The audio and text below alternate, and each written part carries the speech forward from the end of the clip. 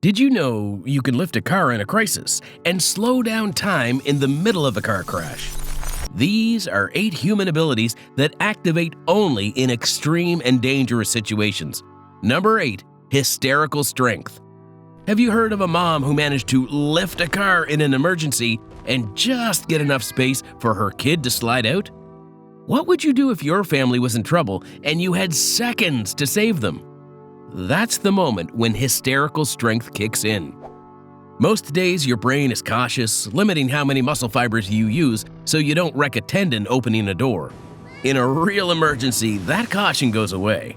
Stress chemistry floods in, blood pressure skyrockets, and way more fibers fire together than you'd ever recruit at the gym. But it's actually your nervous system letting output surge for a few brutal seconds. Obviously, there's a price to pay for it. You sag hard once the danger passes. But if you think this one's crazy, check out the next one. Number 7, bullet time perception. Have you ever hit a slick patch, almost crashed the car, and suddenly every raindrop is frozen midair? That's when bullet time perception kicks in. Your brain isn't changing the clock, it's cranking up detail. Under threat, arousal spikes, the amygdala drags your attention to the danger, and your mind grabs more frames per second. Later, when you replay the scene with way more detail than normal, it feels like someone pulled time wide open. People say they counted raindrops, read tiny text, or watched a bumper float toward them with eerie clarity. Superpower? Not quite. It's your system throwing all bandwidth at one job, surviving the next moment. With practice, some people stay calm and actually use it. Fighters find perfect counters in that window. First responders scan a scene and make sharp calls.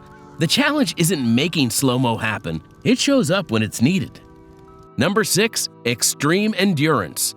Lost in the cold after sunset? What's your move when you realize it might be all night?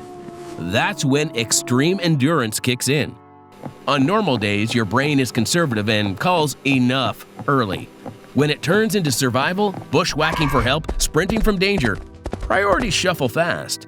Stress hormones unlock stored fuel, blood flow favors what keeps you alive, and muscles use oxygen with stingier care. That's how people hobble miles on an injury, swim longer than they should, or keep moving on crumbs of sleep and food. The stop now alarms get quieter. This isn't about breaking records on a track, it's holding a hard, ugly pace closer to your real ceiling than you'd ever allow in training. Endurance athletes learn to bargain with that inner limiter, nudging it back without falling off a cliff. Number 5, pain immunity. Ever grabbed a hot pan, felt nothing, and only noticed the burn once dinner was plated? What if you had to sprint on a bad ankle to get out of a fire? Would you stop or move? That's the moment pain immunity kicks in. Pain is an alarm, but under real threat, your brain turns the volume down.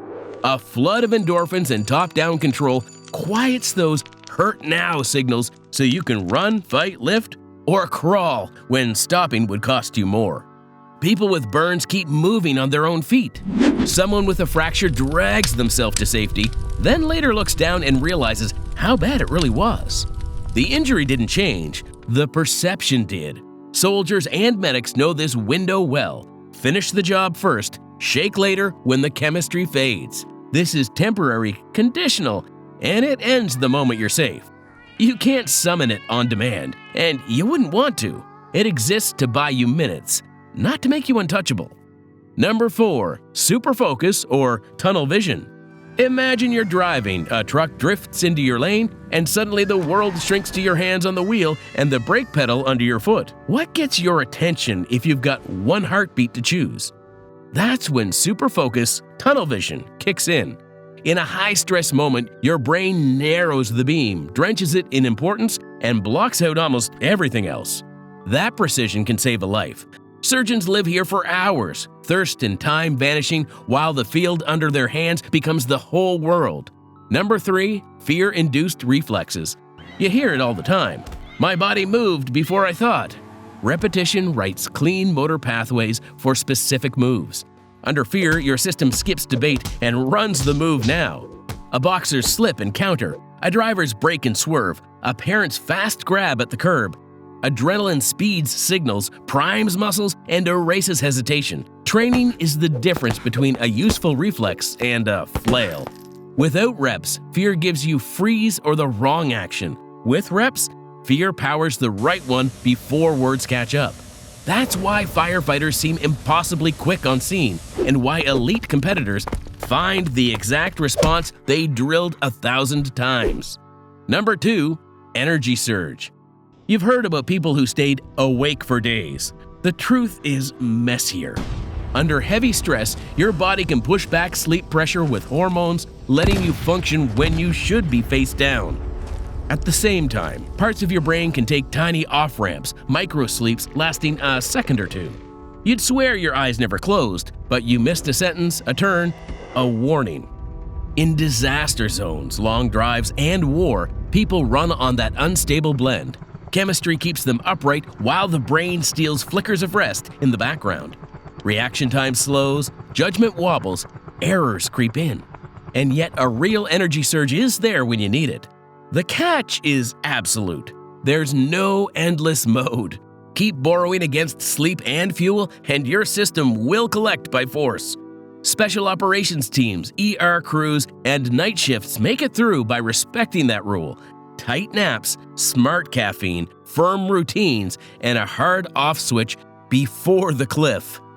Number 1, adrenaline-triggered healing.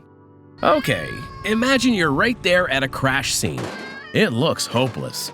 But inside the body, a crazy fast survival mode kicks in. Your blood vessels clamp to slow the leak. Platelets rush in and build a clot like a patch team. Immune signals flare, calling cleanup and repair to the exact spot. Stress hormones change priorities on the fly. You pause digestion, drop comfort, and throw everything at one job: seal the wound and stabilize the tissue. Those first minutes buy you what matters: a tourniquet that holds, an ambulance that arrives, a surgeon who takes over. Once the danger passes, you throttle back to normal speed. Stay wound up for weeks and healing actually slows. Stress starts to trip the immune system. But in that razor-thin window where life is being decided, this overclocked response is the reason someone who shouldn't make it does. Which of these would you want on your side if everything went wrong in the next 5 seconds? Tell us below, and check out the next video, explained in just 10 minutes.